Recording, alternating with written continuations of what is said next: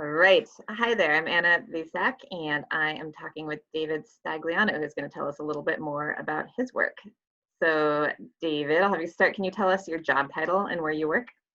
Yep, Anna, thank you for having me. My job title is Treasury Management Officer, and I work for TD Bank. Awesome. And can you tell us a little bit more about what your job entails? Yes, what I primarily do is consult with businesses who are looking to do things more efficiently, primarily in the payables and receivables space.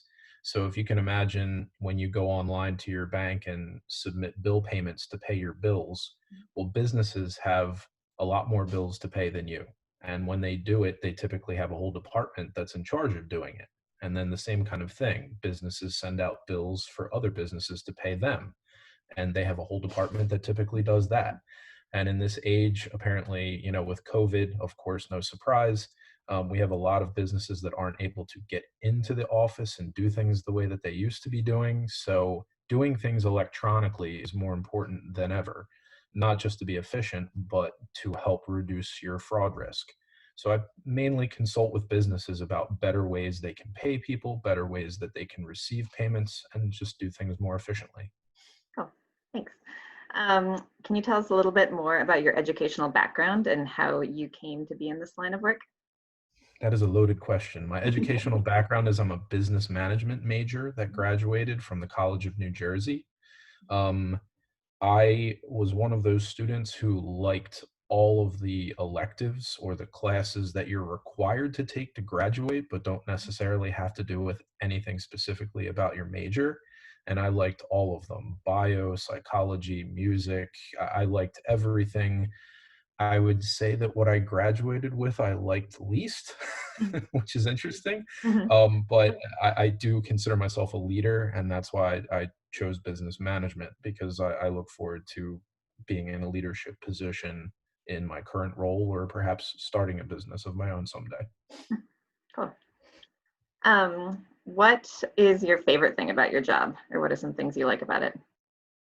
Well, pre-COVID, it was meeting with Mhm. customers in Mhm. person at their business and help talking them through ways that they could be doing things more efficiently, less risky, less costly.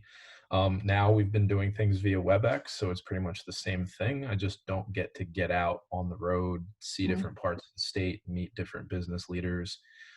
So it's changed a little bit to a virtual environment, but that's my favorite thing, interacting with Mhm. people, helping people solve problems. Nice. What are some of the things you find the most challenging about it? Same thing, people. Mhm. Mhm. People can be challenging, particularly when you're dealing with people that are used to doing things the way they've always done them. The Mhm. most frequent question that I ask customers is, "I notice that you're paying your bills a lot with checks. Can I ask why?" Mhm. And the most common response that I get is, "Well, that's the way we've always done things." And oftentimes that's the challenge, getting people to change. And that Mhm. ugly word that people are afraid of, change, it can be challenging to get people to change their behaviors and do things more efficiently.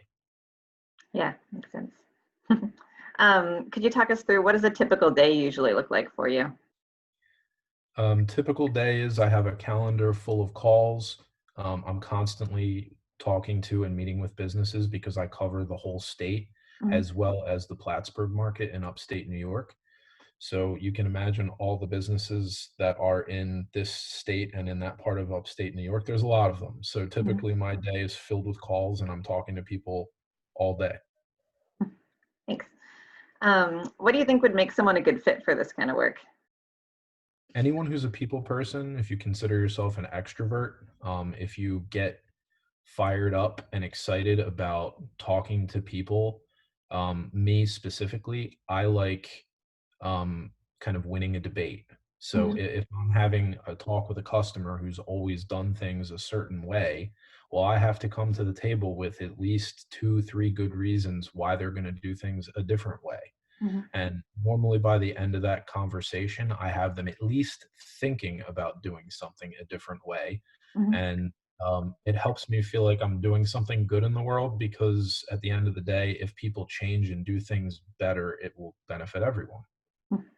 That's great. If a student is thinking about this kind of work, is there anything you would recommend that they do right now to sort of explore it, like volunteer work or classes or projects or part-time jobs?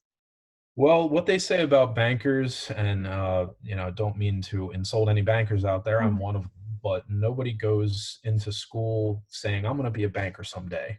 mhm, So I would say give it some thought, give your career some thought, and as you're going through classes in school, pay close attention to the classes that you enjoy, and of course pay attention to the ones you don't enjoy, because you've got to get good grades if you want to get into a good school.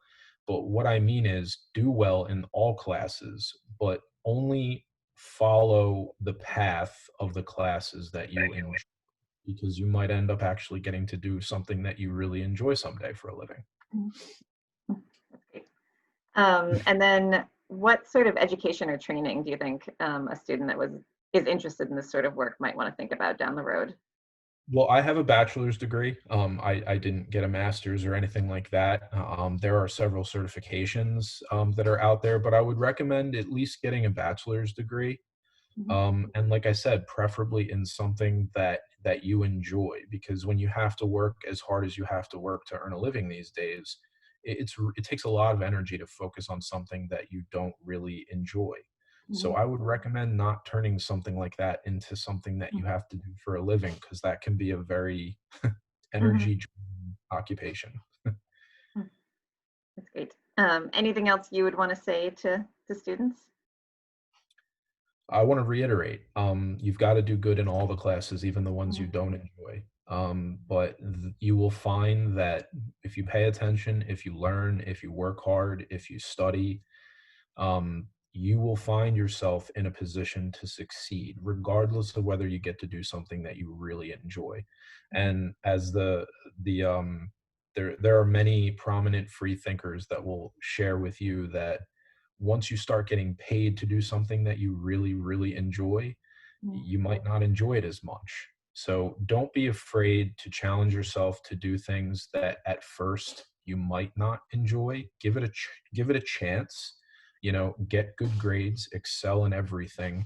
And like I said, pick the top 3 classes that you really enjoy and use that as a guide for what your next step might be. mhm. That's great. Well, thanks so much for taking the time to share all of that. Yeah, thank you again for your time and for having me.